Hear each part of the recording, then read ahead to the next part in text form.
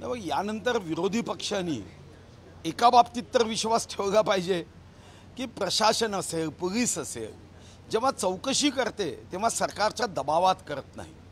Police विभाग चौकशी करत असताना सत्यावर आधारित, पुराव्यावर आधारित, तथ्यावर आधारित या संदर्भातला निर्णय करत असते।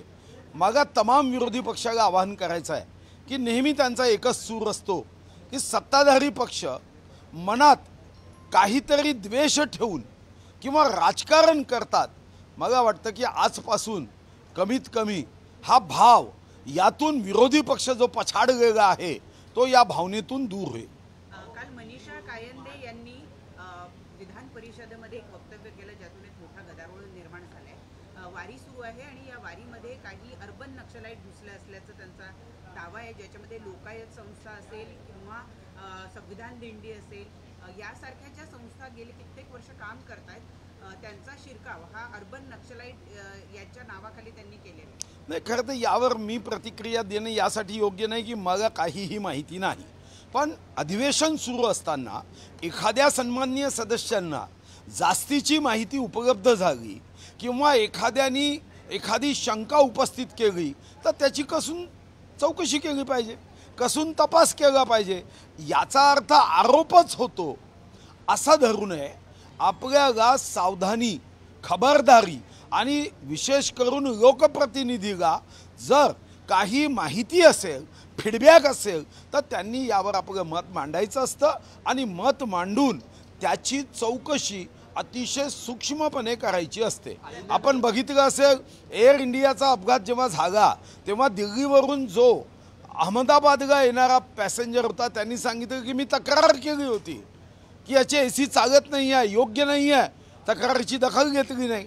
तर मला वाटतं की एखाद्याच्या मनात एखादी शंका आली असेल, माहिती असेल तर त्याची सखोल दखल चौकशी झाली पाहिजे। अहिल्यानगरचे जिल्हाध्यक्ष आहेत त्यांच्यावरती गंभीर स्वरूपाचे आरोप तृप्ती देसाईंनी केले की महिलांना धाब्यावरती बोलवणं, दारू पाजणं अशा पद्धतीचे आरोप त्यांनी केले की तात्काळ या जिल्हाध्यक्षाची हकलपट्टी पक्षातनं करावी अशा पद्धतीची त्यांनी मागणी केलेली आहे। नाही, भारतीय जनता पार्टीचा जिल्हा अध्यक्ष असेल तर अशा गंभीर आरोपाची तर निश्चितपणे आमचे प्रदेशाचे अध्यक्ष श्री रवींद्र चव्हाणजी चौकशी करतील आणि चौकशी करून त्यामध्ये तथ्य असेल तर 1 मिनिट नाही, 1 सेकंद नाही तर सेकंदाच्या 100व्या हिस्स्यामध्ये त्याला काढून टाकतील। शेवटी पक्षामध्ये आजपर्यंत या पक्षात अशा लोकांना थारा असू शकत नाही।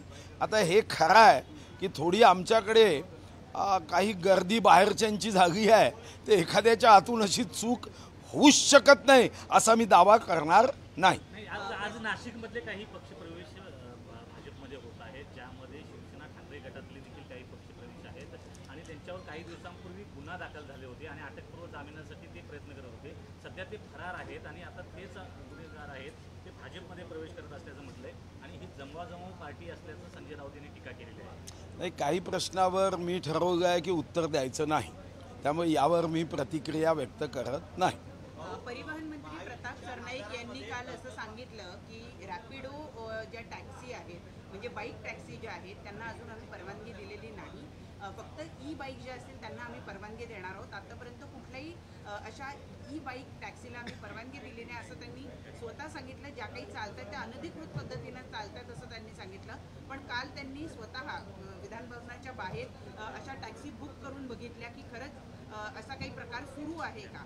एकीकडे आपण असे सांगायचं की ते अनधिकृत आहे आणि दुसरीकडे आपणच अशा पद्धतीने टॅक्सी बुक करून बघायची, हा काय प्रकार म्हणायचा? नाही, याला मला वाटतं की जसं पहिल्यांदा वेषांतर करून राजा बाहेर निघायचा आणि राजा बाहेर निघून तपासायचा की राज्यामध्ये काय चालू आहे।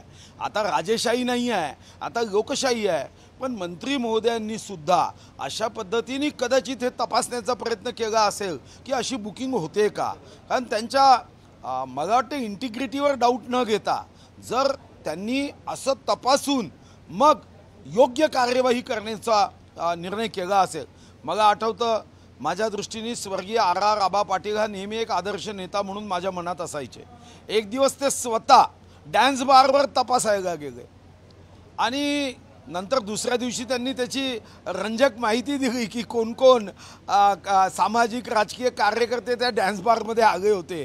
तर मला वाटतं की कधी कधी असा तपास केल्याने आपल्या विभागातले अधिकारी जे सुस्तावलेले आहे, अजगरसुद्धा या अधिकाऱ्यांकडे पाहून म्हणेल की रिश्ते में हमारे बाप लगते है, असा सुस्तावलेल्या अजगराला चुस्त बनवण्यासाठी अशी कृती केल्या जाते. म्हणून प्रत्येक हेतूकडे आपण संशयाच्या नजरेने बघू नये. डान्स बारचा विषय काढला. काल मुंबईतल्या धारावी परिसरामध्ये डान्स बार सुरू असल्याचे व्हिडिओ पुढे आले आणि त्यामुळे RR आबा यांनी सुरू केलेली जी मोहीम होती डान्स बार बंदी, तिला हरताळ फासला जातोय का? मुंबईच्या मध्यभागी धारावी सारख्या परिसरात अजूनही डान्स बार सुरू असल्याचे व्हिडिओ काल आले. नाही, आता असे जर व्हिडिओ आले असेल तर मला वाटतं की पोलीस महासंचालकांनी किंवा पोलीस आयुक्तांनी याकडे विशेष लक्ष दिलं पाहिजे.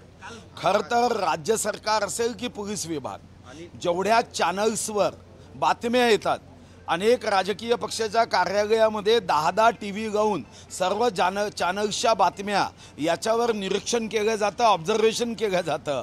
पण मला वाटतं की आता पोलीस विभागाने सुद्धा सर्व चॅनल्सच्या बातम्यांकडे लक्ष ठेवणारी यंत्रणा उभी केली पाहिजे आणि त्या बातम्या तपासल्या पाहिजे. कोणीतरी रिपोर्ट देईल, कोणीतरी आपल्या पोलीस स्टेशनमध्ये येऊन FIR करेल, याऐवजी सुमोटो 21व्या शतकात बदलत्या युगात सोशल मीडियाच्या युगात, इंटरनेटच्या युगात जर अशा पद्धतीचा तपास सुरू केला तर मला वाटतं की आपण वेगाने न्याय देऊ शकू. अनिल परब यांनी काल विधान परिषदेमध्ये म्हटलं की प्रवीण दरेकर यांना एकदा तरी मंत्रिपदाची संधी द्यायला हवी, अन्याय दूर व्हायला हवा. तुम्हाला वाटतं भाजपमध्ये अन्याय होतोय नेत्यांवरती? असं आहे, भाजपमध्ये अन्याय होण्याचा विषयच नाही आणि कमीत कमी हा प्रश्न तर मला तुम्ही विचारू नका.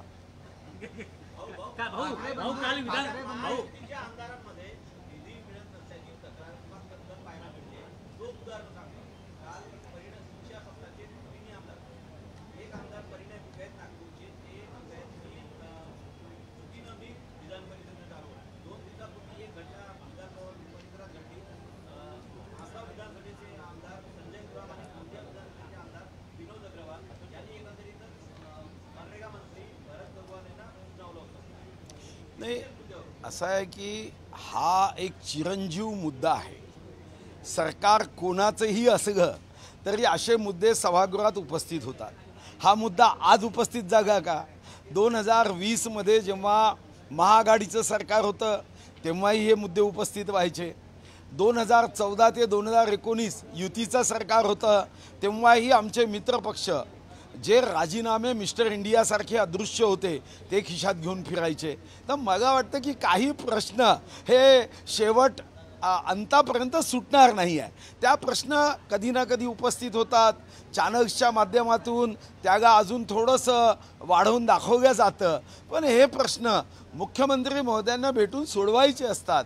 हे प्रश्न मांडून याचा फारसा उपयोग होत नाही हे साधा निवडून आलेला आमदार म्हणून मी निश्चितपणे अधिकारवाणींनी सांगू शकतो.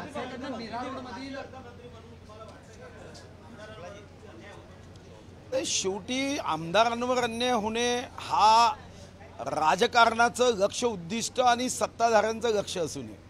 सामान्य जनतेवर अन्याय होऊ नये याची काळजी घ्यावी लागते. आमदार हा सामान्य जनतेचा प्रतिनिधी आहे. सामान्य जनता, दीन दुर्बल, शोषित, पीडित, वंचित, शेतकरी, शेतमजूर, अंध, दिव्यांग यांच्यावर अन्याय होणार नाही याची काळजी घेतली पाहिजे.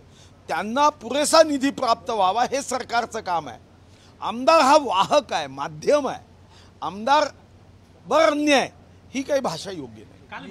काल विधानसभेमध्ये 2-3 मुद्दे असे झाले ज्यामध्ये थाट तोडण्यासंदर्भातलं एक विधेयक आहे त्यामध्ये तुम्ही त्याला विरोध केला गेला. त्याचबरोबर खनिज प्राधिकरण जे गोरेसर होते त्यामध्ये तुम्ही सूचना काही केल्या त्याला देखील दिलं गेलं.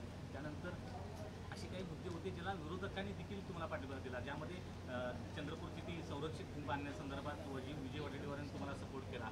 तिन्ही मुद्द्यावर विरोधक तुमच्या पाठीशी उभे राहिले, परंतु सरकारमधलं तुमची अशी पाठीशी कोणी उभे राहिले नाही त्यामध्ये तुम्ही मुद्दे उपस्थित केले नाही. मला असं वाटत नाही. आता परवा एक मुद्दा मी उपस्थित केला, सन्माननीय अर्जुन खोतकरजी उभे झाले. मी एक मुद्दा उपस्थित केला त्यामध्ये सत्तारूढ पक्षाचे सदस्य माझ्या बाजूने उभे झाले. त्यामुळे मनात अशी शंका घेऊ नका की विरोधकच माझ्या मुद्द्यावर उभे राहतात. सत्तारूढ पक्षाचं प्रतिनिधित्व मी करतो आहे तर सत्तारूढ पक्षाच्या प्रतिनिधीला विरोधी पक्षाचा पाठिंबा असणं याचा अर्थ असा आहे की असे काही मुद्दे आहेत ज्याच्यामध्ये सत्तारूढ आणि विरोधी जनहितासाठी एकत्र येऊन समविचार हा त्यामध्ये मांडतायत. मी सत्तारूढ पक्षाचं प्रतिनिधित्व करतो आणि मी सत्तारूढ पक्षाचं प्रतिनिधित्व केल्यावर शेतकऱ्यांचे मुद्दे असेल, न्याय्य हक्काचे मुद्दे असेल, खनिजाच्या संदर्भात खनिज संपत्तीचा योग्य उपयोग करण्याच्या प्राधिकरणाचा मुद्दा असेल, मला वाटतं की विरोधी पक्षसुद्धा माझ्या मताशी म्हणजे सत्तारूढ पक्षाच्या प्रतिनिधीच्या मताशी सहमत आहे. मला वाटतं की विधिमंडळाचं एक आदर्श उदाहरण. आखरी मेरा अर्धा तास आहे.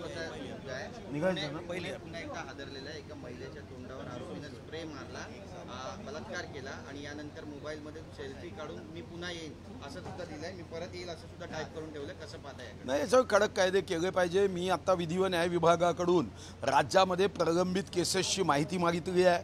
एकूण न्यायमूर्ती महोदयांची मंजूर पदे व न्यायमूर्ती महोदयांची भरलेली पदे, एका वर्षात क्रिमिनल किती केसेस येतात, मागच्या 5 वर्षात त्याचा किती निवाडा लागला, या सर्व गोष्टींची माहिती मागवली आहे आणि यावर आधारित एक अशासकीय बिल मी आणणार आहे. कारण धीरे धीरे न्यायदानाला विलंब आपण जेव्हा करतो तेव्हा न्यायापासून लोकांना वंचित ठेवतो आणि महिलांच्या संदर्भामध्ये छत्रपती शिवाजी महाराजांच्या महाराष्ट्रामध्ये संवेदनशीलता जागी केली पाहिजे आणि गुंडागर्दी आणि किंवा अशा पद्धतीचे जे काही प्रसंग आहे ते नियंत्रणात आणणं हे अतिशय आवश्यक आहे.